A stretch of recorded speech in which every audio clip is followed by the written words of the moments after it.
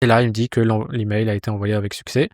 Si j'ouvre ma boîte mail, pour l'instant, j'ai rien. Et voilà, je viens de recevoir l'email. Bon, comme tu viens de le voir aujourd'hui, on va pas parler de Make ou de N8N, mais plutôt des MCP ou Model Context Protocol. Et on va voir comment tu peux intégrer Gmail directement sur Claude.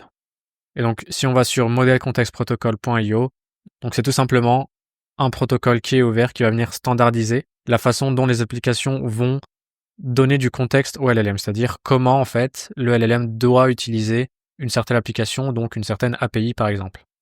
Ils font une super comparaison, ils disent que les MCP, c'est un peu comme l'USB-C, le port USB-C maintenant qu'on a, c'est que tu es un Samsung ou un iPhone ou même un Mac, tu peux brancher en fait de la même manière et ça fonctionnera. Et là c'est pareil, c'est comment standardiser la façon dont les LLM vont avoir du contexte sur l'application utilisée. Donc en fait c'est tout simplement une liste d'intégrations préfaites que le LLM justement va pouvoir interagir avec directement juste en te connectant aux certains serveurs que tu veux utiliser. Et donc nous aujourd'hui ce qu'on va voir c'est déjà comment installer les MCP sur Claude et installer le MCP Gmail qui va nous permettre en fait d'envoyer des emails, lire des emails, classer des emails, faire à peu près tout ce que tu pourrais faire sur Gmail mais directement sur Claude et donc sans sortir de l'application. Déjà, super important, il faut que tu viennes télécharger l'application Claude. Si tu accèdes à Claude via web, ça fonctionnera pas, donc il te faut bien l'application. Et deuxièmement, tu vas venir sur node.js.org et tu vas juste installer Node.js, c'est ce qu'on va avoir besoin pour justement lancer les commandes. T'as rien à faire dessus, t'as juste à l'installer, le mettre sur ton ordinateur et c'est tout pour ça. Ensuite, alors déjà, tu vas ouvrir un terminal, donc sur Mac c'est terminal, sur Windows je crois que c'est console, je suis pas sûr, et tu vas venir coller cette commande-là. Je vais te la mettre dans la description, t'as juste à la copier et venir la coller. Tu fais entrer et là, normalement, on est bon. C'est en fait juste une commande qui va te permettre de créer le fichier JSON où justement il y aura tous les MCP que tu vas installer par la suite. Une fois que ça c'est fait, on va maintenant venir installer notre premier MCP. Pareil, je vais te le mettre dans la description. Celui-ci est super bien parce qu'il va te permettre par la suite d'interagir avec l'autre pour installer tous les MCP que tu voudras. Donc c'est-à-dire qu'on n'aura plus besoin d'ouvrir une fenêtre de terminal pour installer les MCP futurs. Ensuite, ce qu'on va faire, c'est CTRL-X sur Mac aussi, puis sur CTRL-X, appuyer sur Y pour dire oui, on clique sur Entrée. Donc là, normalement, si tu quittes Claude et que tu le relances, tu devrais voir apparaître ce petit marteau avec 2 MCP disponibles. Donc là, maintenant, on va pouvoir installer tous nos MCP directement sur Claude. Du coup, le MCP qu'on cherche, c'est celui-ci, Gmail MCP Server, et il va nous permettre de faire tout ça. Donc on va pouvoir envoyer des emails, lire des emails, voir les emails, même chercher certains emails. En fait, tout simplement, pratiquement toute l'intégration avec les possibilités de Gmail API. Pour installer ce MCP, on va déjà devoir faire 2-3 manips. La première, et je pense que si tu as déjà utilisé Make ou N8N, tu sais un peu comment ça fonctionne, on va devoir créer une connexion Google. Donc, ce que tu fais, c'est que tu viens créer un nouveau projet. On va le nommer YouTube MCP Demo. Et tu fais créer. Une fois que c'est créé, on va aller dans API et services et on va venir chercher Gmail API. Donc si je clique sur librairie, là je vais pouvoir rechercher Gmail. On va prendre celui-ci et c'est celui-là qu'on a besoin. On va l'activer et on est bon. Ce qu'on va vouloir faire ensuite, c'est créer des credentials. Donc on fait ici, on choisit Horus Client ID et on va devoir configurer rapidement le projet. Donc là, on va l'appeler MCP Gmail. Là, tu dois mettre l'email que tu as. De toute façon, tu n'as pas le choix. Là, tu choisis external. De toute façon, tu peux pas choisir l'autre. On fait Next. Là, tu vas remettre ton email et tu vas accepter. On clique sur Créer. Et là, on est bon. On va venir créer l'OAuth Client. Donc, tu te retrouves ici. Application Type, c'est Web Application. Le nom, on va encore remettre MCP Gmail. Ici, on a besoin de rien mettre. Donc là, je vais avoir besoin de mettre un URL qui se trouve juste ici. Donc là, on est à cette étape. Tu vois, on vient de choisir Web Application.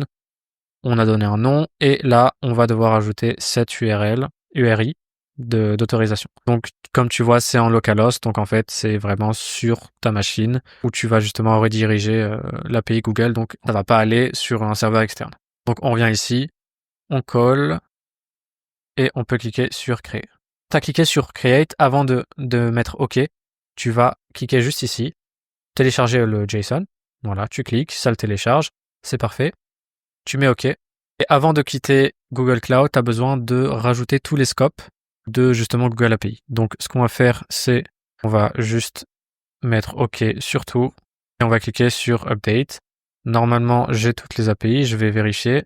OK, il faut cliquer du coup sur chaque page, venir prendre absolument toutes les API. Voilà. Là, normalement, on a tout sélectionné, on est bon, on fait Update et là, on n'aura aucun souci normalement. À partir de là, normalement, tu n'as plus besoin d'aller sur Google Cloud si tout fonctionne bien.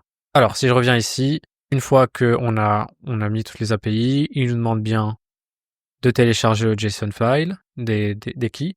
Et là, il nous demande aussi de rename en fait ce fichier avec ce nom-là exact. Donc, on va copier ça. Et tu vois, moi, il est juste ici. Je vais le renommer. Donc, tu viens copier tout ça, tu rouvres un terminal, tu colles, et normalement, si tu as bien fait, et là, normalement, ça devrait t'ouvrir cette page, et donc tu vas pouvoir connecter directement ton compte Gmail. Si tout s'est bien passé, ça dit bien que ça a été authentifié avec succès. Donc là, on peut fermer cette page, on peut fermer ça aussi. Et donc, si tu retournes sur Claude, et que tu lui dis de t'installer justement le MCP, normalement, il va te demander l'autorisation. Tu mets OK. Et là, il me dit que ça a bien été installé. Donc, si je quitte Claude, que je le relance, normalement, on devrait voir apparaître plusieurs autres tools. Voilà, on est passé de 2 à 9. Et c'est tous les tools dont il a accès maintenant. Donc, delete email, draft email, modifier un email, lire, etc. Donc, on va faire le test. On va essayer d'envoyer un email à mon client Jean pour le rendez-vous de demain à midi. Je lui donne l'email qui est important pour la suite, mais je vais lui dire déjà, on va travailler sur la copie de l'email, sur le contenu, avant de l'envoyer. Donc, j'envoie cette requête. Voilà, quel est l'objet? Donc, bon, elle me pose plusieurs questions. Je veux juste confirmer le rendez-vous avec lui.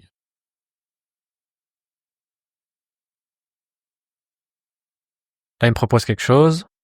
Je lui dis OK, mon nom, OK, signe avec Wissam. Parfait, envoie-le. Donc là, normalement, il va me demander mon autorisation. Il veut run send email. C'est celui qui va du coup envoyer l'email. Donc là, on lui dit OK, tu peux utiliser. Et là, il me dit que l'email a été envoyé avec succès. Si j'ouvre ma boîte mail, pour l'instant, j'ai rien. Et voilà, je viens de recevoir l'email avec la copie. Et puis bon, la série m'a trouvé l'événement. Mais vraiment, t'as pas que ça. Donc là, ce qu'on vient d'utiliser, c'est le send email. Donc il utilise juste, en fait, il envoie une requête JSON au serveur et le serveur, en fait, est connecté à ton compte Gmail via l'API. Donc en fait, tout ce qu'on fait, c'est les choses que tu peux faire sur N8N, donc en créant des agents IA avec des tools. C'est la même chose, sauf que là, c'est via un serveur MCP. Il sait que, donc, le point là, send email, il sait quand l'utiliser parce qu'il a la description de ce que ça fait et donc il saura quand l'utiliser. C'est ça la puissance des MCP. Donc là, tu vois, il aurait pu aussi me draft l'email, donc j'aurais juste eu à aller sur Gmail et l'envoyer manuellement.